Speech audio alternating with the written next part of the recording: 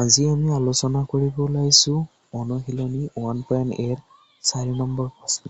4 নম্বৰৰ 1 নম্বৰত দিয়া আছে -1/3 এটা সমতুল্য পৰিমেয় সংখ্যা লিখা যাৰ হৰটো 32 হয়।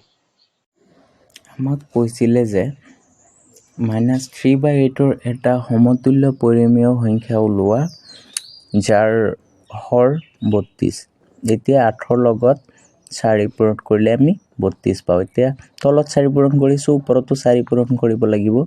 এতিয়া আমি সমাধান কৰি দিম।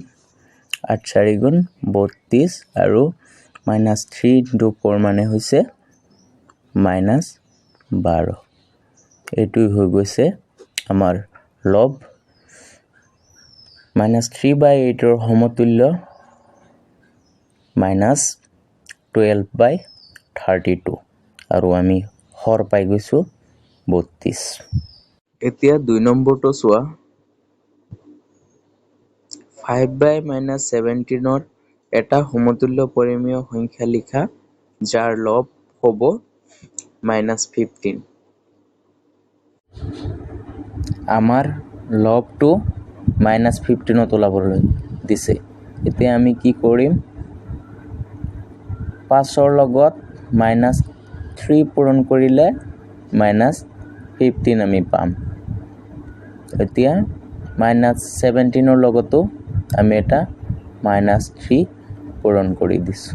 এতিয়া সমাধান কৰিলে আমি পাম, ওপৰত পাম -5 × -3 হৈছে -15 আৰু 17 × -3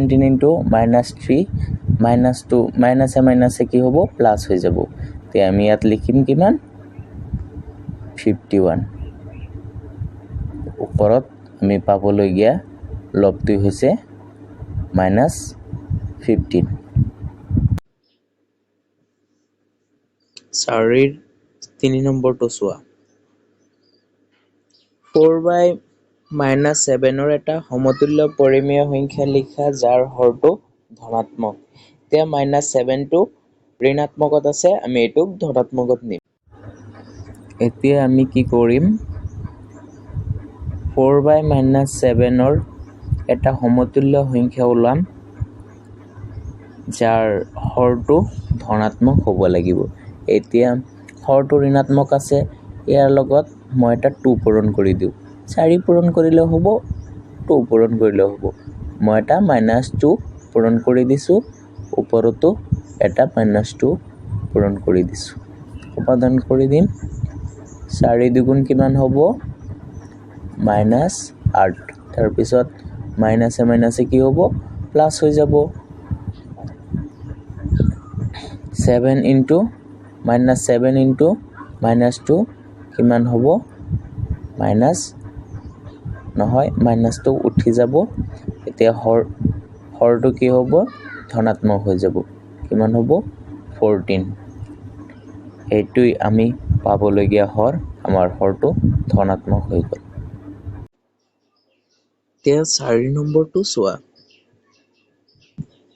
5/-6 আৰু 6/7ৰ প্ৰতিটোৰে একোটাকৈ সমতুল্য পৰিমেয় সংখ্যা ওলোৱা যাতে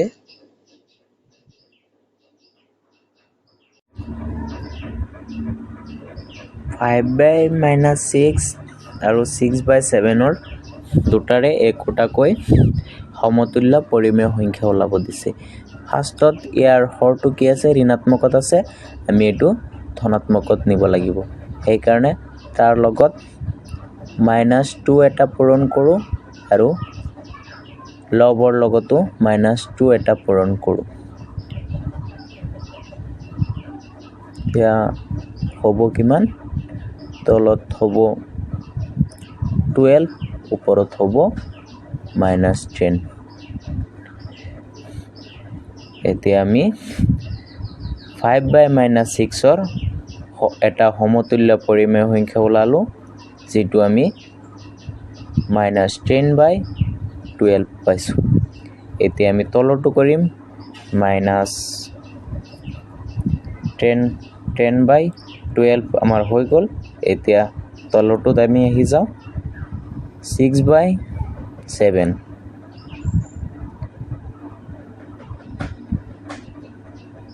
ওপৰত এটা 2 পূৰণ কৰি দিছোঁ, তলত এটা 2 পূৰণ কৰি দিছোঁ।